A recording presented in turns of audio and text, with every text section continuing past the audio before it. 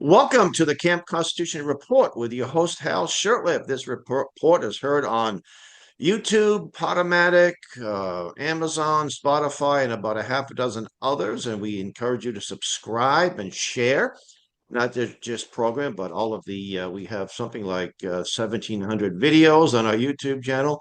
And we do encourage you to obviously subscribe and share, and of course, view or listen to the various programs. This brought to you by Camp Constitution, which, among other things, runs a week-long family camp. And next year's camp is from July 11th to the 17th at the beautiful Singing Hills Christian Camp in Plainfield, New Hampshire. We're taking applications now. We also have a ladies' retreat early May in Alton, New Hampshire at the Alton Bay Christian Conference Center. And we have year-round activities. So visit our website and check out our calendar, campconstitution.net. We also encourage you to, when you visit the website, look at our download resources. These are things that you need to use in your area to help educate and inform and motivate people. And the Sam Blumenfeld archives. The Sam Blumenfeld was a pioneer in the homeschool movement.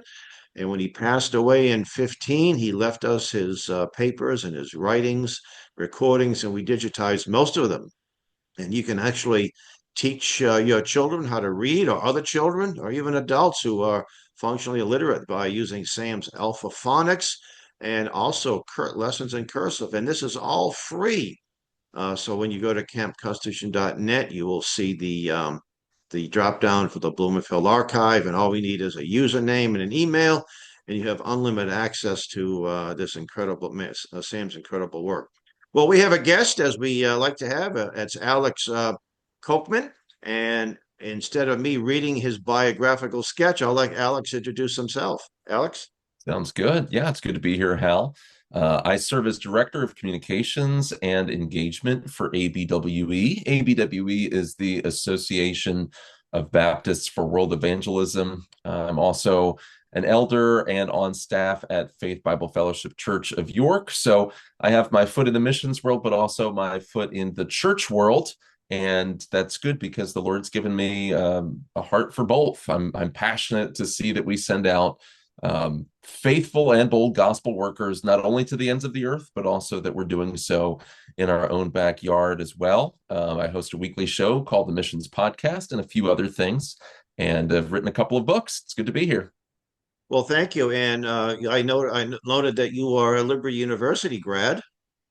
Yeah, that's right. Go Flames. Met my wife there as well. So, but and also had a great education there, but many Yeah, many benefits of that as well. Yes.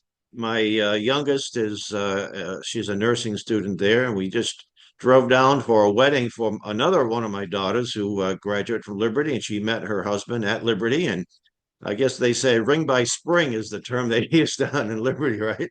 That's So, right. And my wife and I didn't quite do that, but we did meet our first day on campus together as freshmen, and we were dating by the end of that first semester. So not quite ring by spring, but we didn't close. waste any time either. Yeah, and you make your home in York, Pennsylvania, the home of the was it weightlifting Hall of Fame, That's right. Yes, which I am not a you know member. your Oh, York landmarks. That's right. yeah, and also York the shoe. Barbell base here. Also the Harley Davidson factory as well. Oh, okay. And the Haynes shoe house too, right? So Yes. you've got a lot Yes, of that's right. great Yeah. things down in New York. Yeah. So anyway, I tell us a bit about your mission. In fact, my one of my daughters, my youngest, just returned from Zambia on a medical mission, Mm, and we raised the money. A lot of friends helped out. And what was interesting is that, and this is always the case, that she got more out of it mm, then. She blessed a lot of the children she worked with. They just loved on her, but I think she got more out of it than any of the children did. And what mm. she contacted us. Well, she was over there in June for 3 weeks. She said, "Dad and Mom, this is the closest I've ever been to heaven." I says, "What do you mean by that?" She says, these children, they're not fighting over things. I haven't heard a curse word, and since I've been here. And I says, wow, well, that's pretty good to hear. And our camp chaplain, Reverend Stevie Kraft, and his wife Edith, who serves as our director of our youth program, they've been to Uganda, and they have a very vibrant ministry there. And they're telling us literally these poor children will walk to hear an American pastor barefoot. I mean, none of this joking about barefooting in the snow, but they were actually barefoot, and they love the Lord, and they don't have they have not very many material things, but it doesn't matter. They're rich in spirit, which is what. So, tell us about some of the missionary experiences. And by the way, are you referred to as pastor? Hey, I'm not an ordained pastor in our Okay, denomination, the Bible Fellowship Church. I'm a lay elder in our church, so no okay, need to okay. use those fancy titles here. All right. What you're describing with, missions has been my experience so often. And myself, I'm mostly here stateside, almost exclusively, but I've been so humbled over the years, and that's one of the great graces of serving in a ministry like this is that you're surrounded by people that are doing wonderful things for the Lord on the front lines of ministry, but then you also realize that they have feet of clay. They're ordinary people. And so Mhm. often when you think you're the one serving and having an impact, you're actually the one being humbled and being served and poured into in the process. So ABWE, we experience that on a daily basis. We're about 100 years old as a movement of missionaries. We started in the Philippines in 1927 with a medical missionary who was essentially told by his sending board at the time that he was doing too much evangelism and needed to focus a little bit more on mercy ministry. And for Wow. that and for other reasons, he decided to leave and start a new mission that was committed to keeping evangelism at the center. Missions is more than evangelism, but it's never less than evangelism. And so ABWE is committed to preaching the good news of Christ boldly, proclamationally, making disciples, forming them together into healthy local churches, and then raising up local leaders in those churches to carry on the work of the Great Commission. So we do that now with about 1,000 missionaries, reaching into about 91 countries with long-term ABWE missionary boots on the ground in about 70, maybe 72 or 3 of those nations as well. And I have the great and immense privilege of celebrating and serving them by simply telling their stories to our network of sending churches. We have about 470 churches actively sending and holding the rope for ABWE long-term missionaries around the world. And of course, we also have many thousands of generous donors from across the country. But it's daily humbling to be reminded of ordinary, wonderful, faithful people who themselves are the answer to the prayers of God's people through the years praying something like the prayer that Jesus calls us to pray in Matthew 9:38, to pray the Lord of the harvest to send laborers into his harvest field. Well, that's these people. They're the answer to that prayer. And Yes. it's just a wonderful experience to serve alongside them. Let me ask you, are there some countries that are more receptive to the gospel than others? I think of a country like Japan, which I'm told by missionaries it's really tough because of their cultural background, where countries like South Korea are very receptive. So, have you experienced, or any of the missionaries that you've worked with have, and I guess it's never, the gospel isn't always an easy thing to preach Right. in a secular world, especially. So, are there one country is one country easier than I'm not with the word easier, but less challenging than another? Yeah. There's definitely a sliding scale. There's definitely a spectrum. It's funny you bring up Japan. Our president is in Japan right now, along with a few of our other leaders. I just sent a team to Japan to document photo and video and write the stories of what's happening there. And the work is incredibly slow. It's hard. When people think of unreached people groups, people groups with little to no access to the gospel in their heart language, many of us think of the Middle East, we think of parts of India, Yeah. but the Japanese are the world's second largest unreached people group because statistically, the odds that most of them are going to come into contact with a meaningful presentation of the gospel is just incredibly low. We're starting to see that change. In fact, I saw a prominent writer posting on their Substack just a few days ago about how Japan is growing as a religion or excuse me, how Christianity is growing as a religion among Japan's elites.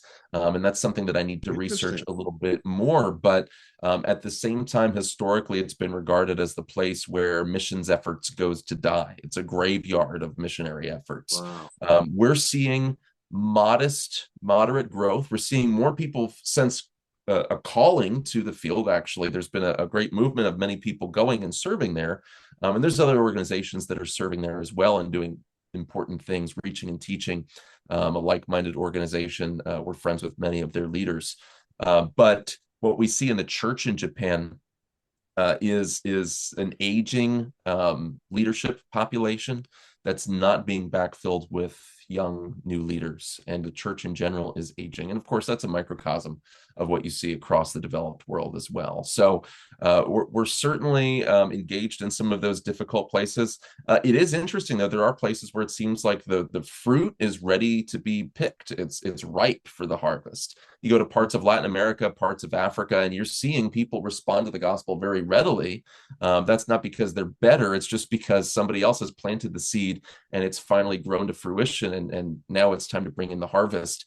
We have other missionaries serving in the Middle East and North Africa and parts of Asia that are predominantly Buddhist or Hindu or Islamic, where your whole ministry might just be laying the seeds of the gospel, planting seeds that somebody else is going to harvest, or maybe there won't be a harvest at all. Maybe you're casting that seed on hard, rocky soil. But that's one of the beautiful things about seeing God's people engaged in faithful Great Commission service is you don't know what the outcome's going to be, and you're leaving the results to God.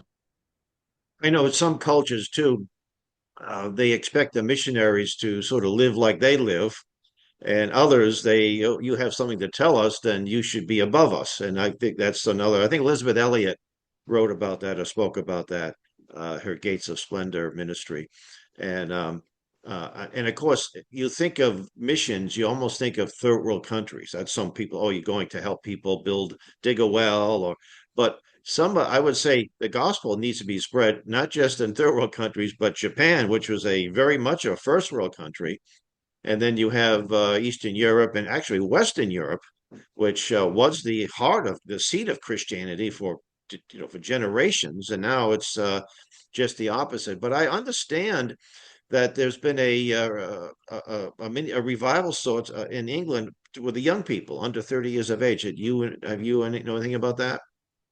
I don't have firsthand knowledge of that actually. You're that's kind of news to me. That'd be very Yeah, encouraging to see. I mean, we are seeing throughout other parts of the West, there is a renewal of interest in Christianity in the States, I think, as many of us know, especially among younger millennials and Gen Z men. Unfortunately, many of the women aren't getting reached with that same message, but many men are wanting to return to something traditional and more grounded, and they're finding that this Christian faith that's been the bedrock of Western civilization for millennia is really the only source worth returning back to. You're seeing other things. You're seeing occultism. You're seeing neo-paganism, but yeah, yeah. Christianity as well in that way is growing. And it's not just evangelical Christianity, kind of the big box consumeristic version of it that we see in the States. It's traditional forms.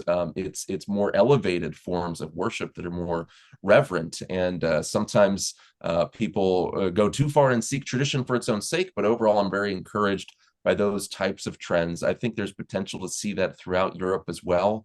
Unfortunately, I think the reason many people are going in that direction is because they've been so discouraged by the rising influence of, if you want to call it the third world or the developing world. But you're seeing so much of the West flooded with particularly Hindu and Muslim migrants, that people are looking for what's the alternative to that cultural outlook and that worldview. The reality is those worldviews lead to different value sets, different social expressions of religion, completely different ways of living. And so people are looking for the alternative to that.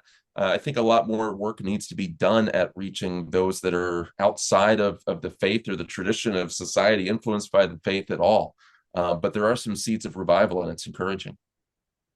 One of the things that I've noticed in churches in my walk as a Christian since I recommitted myself in my I guess early 20s, many churches they don't really emphasize theology. They use the term relationship, which is fine. Obviously, we have to have a relationship, but it seemed to be a very shallow. And I know I was very impressed by your reading your biography, the 1689 English London Confession and things of that nature. I thought, wow, I wonder how many Christians even know things are like this, the Westminster Confession. And theology is so important. And I give you an example. There's a dear brother in the Lord. He's a street evangelist, wonderful guy, and he was really upset about the SNAP money not being, and he's, saying he was trying to use the Bible to say somehow justifying government intervention. And I'm using the Bible. So was it? First Timothy says, if you don't provide for your own, you're worse than an infidel. I said, the shame is that so many believers have accepted this welfare state. Let the federal government be our daddy, or the state government, or even the local government be our daddy or mummy. I said, so they should be repenting instead of saying we need more money. And he just threw more verses at me, and I threw more at him. I says, well, I think we have a little issue here. But so explain to me the importance of a well-grounded Christian worldview. Yeah, no, I think that's critically important. In the missions world in particular, you see that the best, oftentimes, of evangelistic motivations become the tool that actually introduces heresy and compromise into the church. Mm-hmm. I think if you look at church history, most of the heresies and false teachings that have arisen have started with a desire to love and accommodate culture and bring them into the fold. I think you could argue that, Arianism, one of the first heresies of the Yes. church, was that. It was an attempt to accommodate some ways of thinking in the Greco-Roman world at the time. So a few years ago, I wrote a book with a good friend of mine, pastor and co-founder of Radius International, Chad Vegas, and that book's title is Missions by the Book. And really, the premise of that is to simply say, rather than doing what we're often encouraged to do, which is check our theology at the door when we go overseas, so that we can contextualize, so that we can absorb the host culture and not be smuggling in all of these Western or imperialist or colonial assumptions that are somehow embedded within our systematic theology or our biblical understanding. We reject that, and we want to say, no, let's return to those sources of truth of the past, the historic creeds and the Protestant confessions, and let's use those as we're going out and making disciples of all the nations. Why wouldn't we use those things? So we start that book with an anecdote about a friend of mine serving in North Africa who took that document you mentioned, the Second London Confession of Faith, 1689, takes an Arabic version of that in a particular dialect for the people group that he's working with, and shares this with a Muslim background believer who's a pastor. And the pastor is essentially reduced to tears Mm. and says, what am I supposed to do? Where has this been all along? See, he had been reached by so many missionaries who refused to teach, who refused to bring the fullness of this biblical worldview to bear in their discipleship and training of this pastor. Instead, he had only been interacting with missionaries who kind of had this postmodern reader response approach to discipleship, basically handing him a Bible and saying, make of this what you will, go ahead and interpret it, but we're not going to authoritatively teach you or bring you into the vein of the great Christian tradition because we don't want to, colonialize you or something Mm-hmm. like that. And so he had essentially been orphaned in his theological education. The Apostle Paul says you have many teachers, but not as many fathers, spiritual fathers. This is worse than that. They weren't even teaching. They were really just dropping a Bible in his lap and telling him to interpret it all on his own with no outside helps at all. And so when he saw this synthesized, numbered, organized outline of a whole body of Christian truth in the Second London Baptist Confession, he's reduced to tears at the beauty and the simplicity of it. And look, you can pick, the Westminster Confession, the 1689. You can go to any of these other documents or statements of faith. The point isn't even just to say that one document is the most important, but when we're going out, whether we're making disciples in our own culture or the cultures of nations abroad, we ought not to have this minimalist approach, that kind of says, what's the base minimum understanding that I can win you to in order to count you as being in the kingdom? I mean, by Right. all means, let's not overcomplicate the faith either, But I think we should have a maximalist approach. What's the maximum amount of biblical understanding and biblical truth that I can give to you, that I can bequeath to you? Even if you're going to take it a different direction, you're going to develop and build on those ideas in a different way. I want to set you up with a solid worldview footing. One of the challenges of ministry in the Islamic world, in the place where this missionary friend of mine serves, is the fact that you're dealing with Islam, which is not just a religion. What we call it a religion, but it's an The whole entire social culture. Yeah, fabric, yeah, right? It's an entire yeah. political system and legal system, That's right. all bound up together with something that we would also say is a religion. It's all one ball of wax for them. And so for a really minimalistic Christianity to come in that says, like, well, we don't want to speak to politics, we don't want to speak to worldview or morality or culture. We just have this one very narrow little sliver of a message, which is the way that you can personally get into heaven. Hmm. It cannot hold its own in worldview combat against Islam, because Islam is simply so much more expansive. It offers more. Obviously, the answers that it offers are wrong, but it purports to answer more of the types of questions that people are asking than kind of this overly simplistic, individualized form of Christian churchianity that we tend to spread throughout the world. So we need to bring into our culture and to the nations abroad a full orbed biblical witness. Yeah, because we're commanded to have a reason why we believe, not just, well, I accepted Jesus. And I think a lot of those folks come and go, whether it be at a local church or in the missionary field. If they don't have a solid, solid foundation and roots, then they're easily, hey, they're Christians today, and 6 months later they were before. But it looks good on the altar call when they come up and make their profession. And so discipleship is essential in anything missionary field. Now you have was it a book or a booklet that I downloaded this morning? Eight deals with the culture and how local churches can engage the culture. So I tried to boot it up here, but it's not letting me. But so talk about that, and then how can the viewers and listeners get a hold of it? Yeah. Well, my team and I put this together at the beginning of the year, and admittedly, it's been quite a year. Thinking about the first year of the second term of President Trump, thinking about all of the fervor that existed around that election, and frankly, as a Bible believing Christian who has conservative convictions, there were some moments during the previous presidential administration in the U.S. that had many uh, politically unengaged Christians, just normie, average evangelical Christians, very concerned. Mhm. There were liberties that were being questioned. That we Even the became we Amish were came voting very for a close change. to churches having their consciences bound to do things and to conform to policies that I'd argue the government has no business making at all. And of course, the complete smuggling in of pagan, sexually degenerate agendas into the culture war. And so it really seemed, especially about a year ago, that we were beginning to turn the tide. And I still think we can. I do think some of the honeymoon period of the vibe shift, people talk about the vibe shift, that honeymoon period has worn off a bit. You see conservatives and Christians and people that are more on the cultural right in general at civil war with each other. And I think there's some important issues that need to be hashed out. But I don't think, especially for followers of Christ, that the solution is civil war. I would say no more brother wars. And so we should return to some of the optimism. If there is a real vibe shift, that's not necessarily the same thing as revival, but it can be a precursor to That's revival. right. Just like Laying we're the talking about foundation. in Europe and with Gen Z men, there's a revival of interest in spiritual topics, in traditional morality. And it's up to us as the church to double down on those things and say, do you know where that comes from?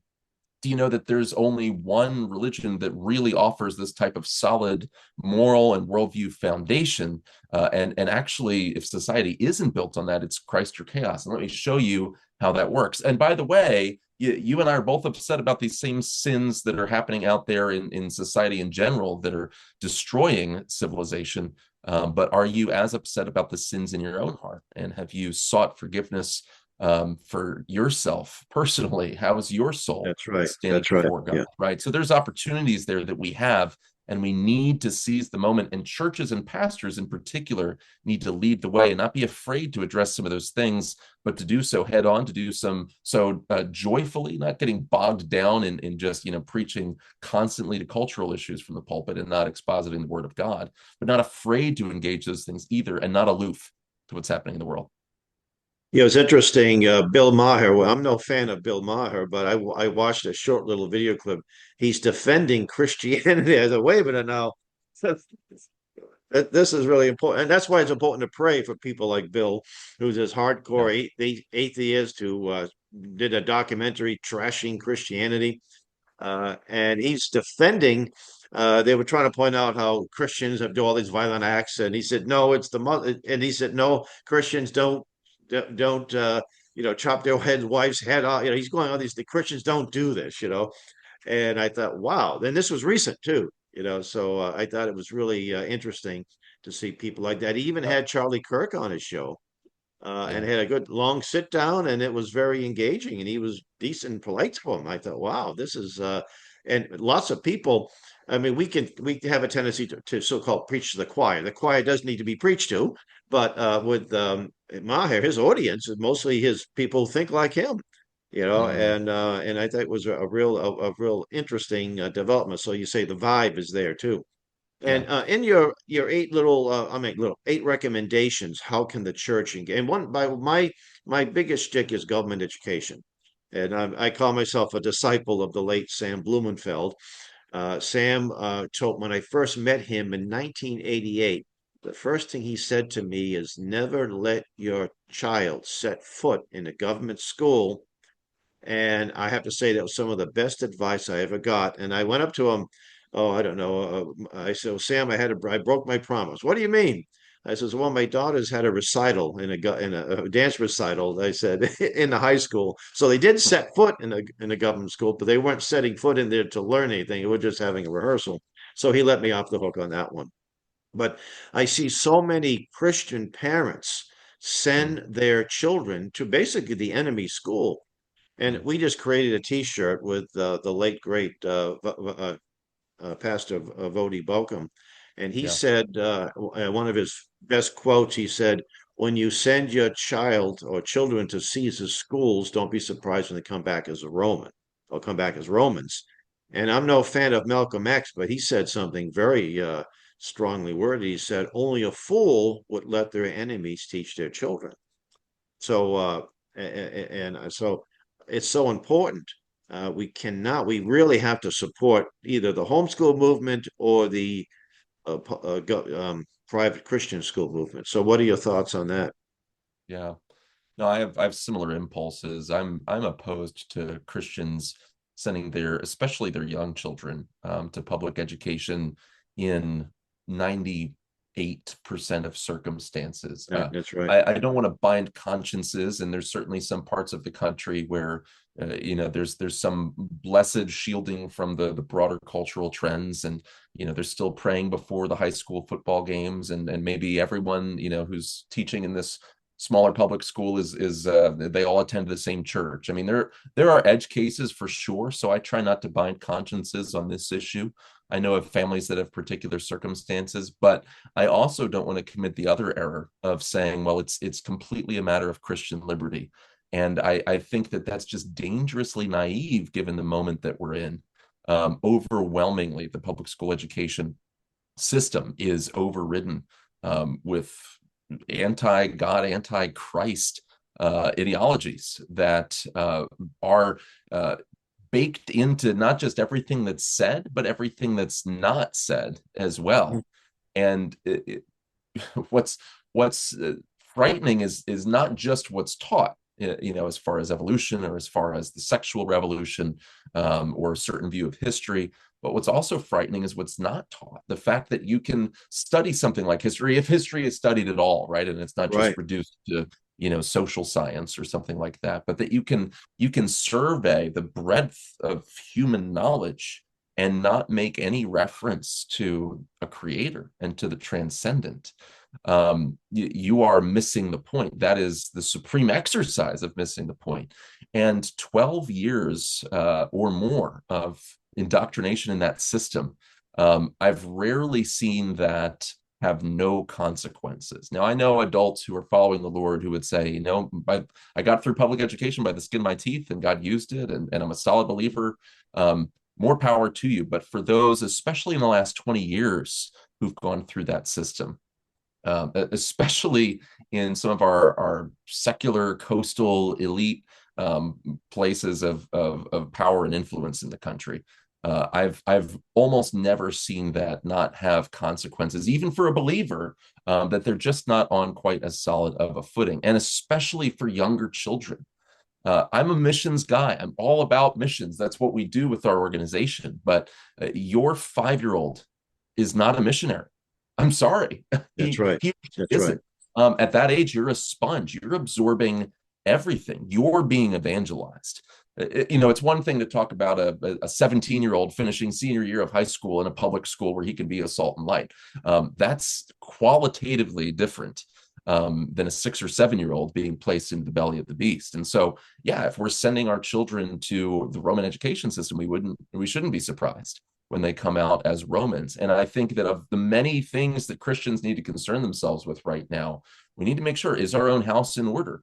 Am I, as a Christian, whether I homeschool, whether I send my children to private school, am I doing everything that I can to accept the biblical responsibility to train my children in the fear and admonition of the Lord? Of the Lord. Education is the job of parents.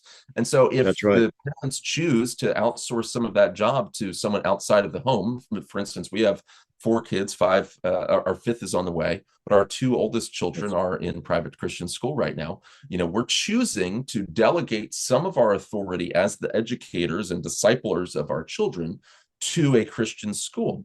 But that is a very intentional decision that must be undertaken with wisdom. And ultimately, the Lord's going to hold us accountable That's more right. so than a school teacher. We don't have that mindset in the church. We've had too many pastors who are themselves, I think, compromised on this issue, and so they haven't been willing to touch it.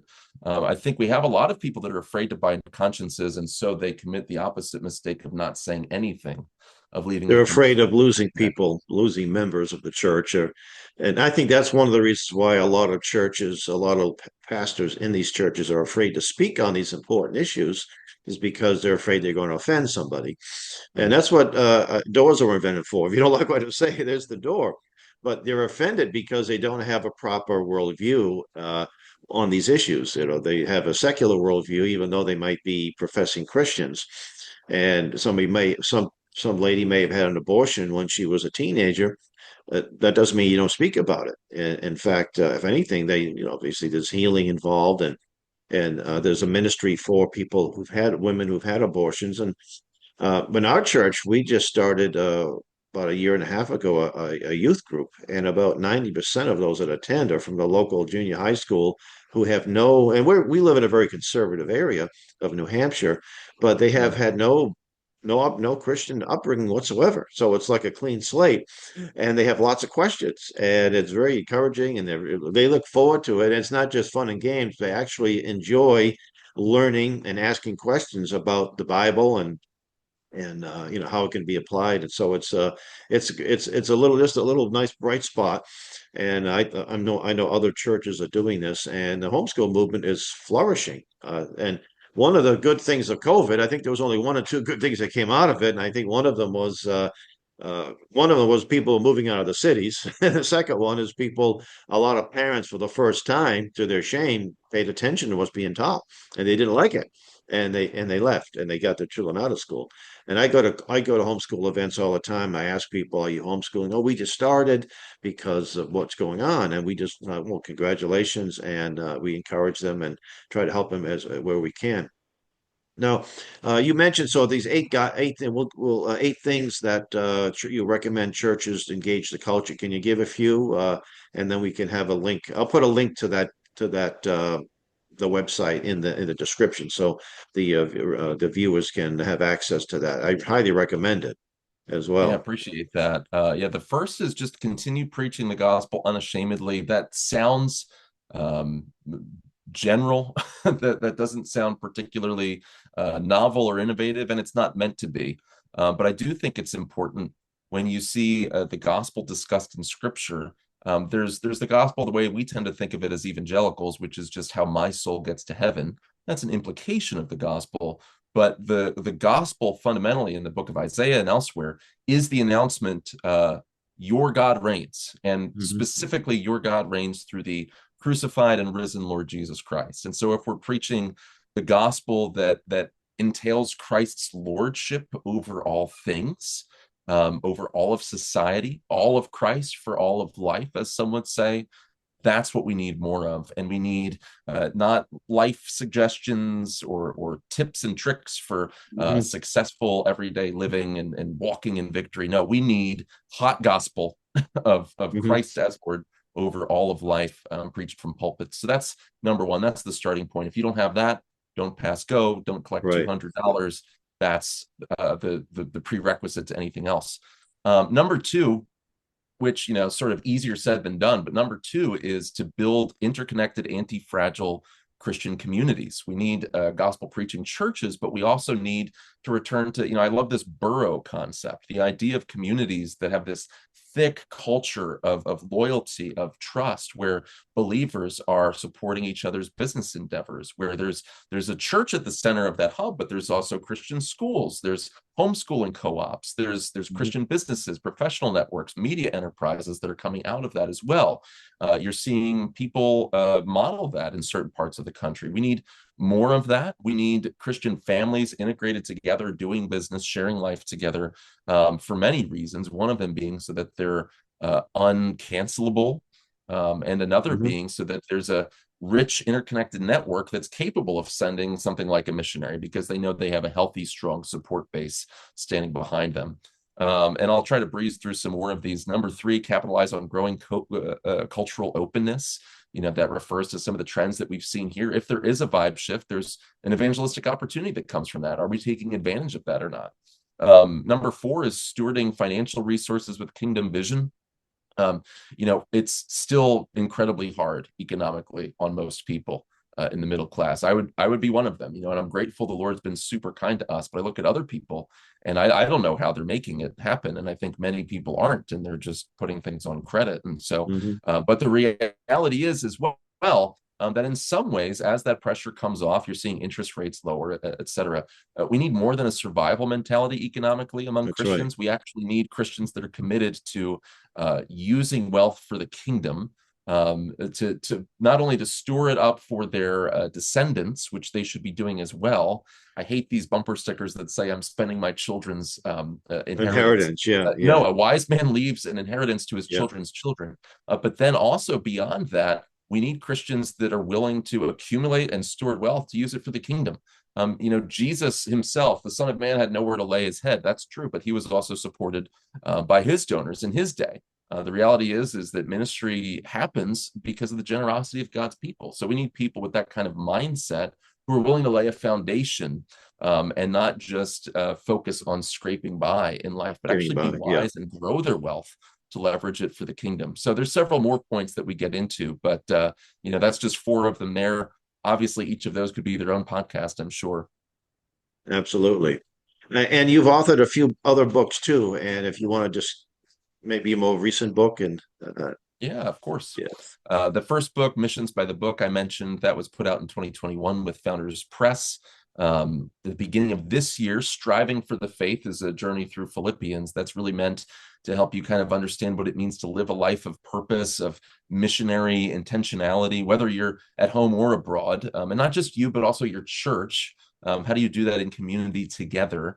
That's the purpose of Striving for the Faith with Founders Press. And then in January, we have a new one coming out called Ordered to Love. And that is, I'm very excited about that, actually. That's reconciling, I think, Mhm. the concept of the order of loves, the ordo amoris. How do I put first things first? How do I love my family first? How do I love God, Right. of course, more than my family? But then branching out from there, what does it mean to love my nation in a biblical way, and in a way that doesn't exclude the nations. And so it's reconciling that concept with the Great Commission, the fact that we are sent to all the nations, not just to our own backyards, right? Right. Both things can be true. And, it's an attempt to reconcile these concepts, but actually, I don't think those concepts are at odds with each other at all. I think there's a deep underlying biblical unity. I think that any tension between those two, America first versus the Great Commission or something like that, I think that if we're pitting those things against each other as opposites, it actually just reflects the sinfulness of our own hearts. And so that's what's explored in that book coming out with Founders Press in January. Very excited for that. Ordered to Love is that title. Yeah, yesterday I was at a local Republican gathering, and the New Hampshire, one of the head of the Republican Party, was the abortion issue came up, and Mm. and it, and he said, "Well, we got New Hampshire's law is it's equivalent, just like Massachusetts law, and just like this law, and so it didn't hurt us that much." And my thought was, it's our the culture is politics is downstream from culture, and I Mm. thought it's the church's job to change people's hearts and minds on the issue. So a political party doesn't have to tap dance around something when it comes to okay to kill babies at 20 before 24 months in the womb. I mentioned not only Vermont but also North Korea. That's how it was supposed to be a conservative, relatively conservative state. And I thought that it's our job. It's not the political party's job. Their job is to get people elected. Our job is to create informed voters, uh, hopefully Christians, will vote to inform them on the issues, and then and get people who will be unashamedly supporting the values that we promote. And I thought that's the challenge because when I hear people say, "Well, we don't want to address the issue because we'll lose votes," then what's the point? What's the point of and that's a very big issue. It's not just lowering taxes or raising taxes; it's about life itself. So I Mm. think it's the church's job, and that's why I think your ministry is so important. So again, give out your website before we end the program here. Yeah, thank you, brother. Appreciate the opportunity to do that. You can learn more about our ministry at abwe.org. So we're planting churches in the U.S. We're seeking to help churches be more intentional with preaching the gospel in their local communities, whether it's to the main population or pockets of other types of peoples, be they immigrants or otherwise in their backyards, whether it's the nations abroad or the nations coming to us.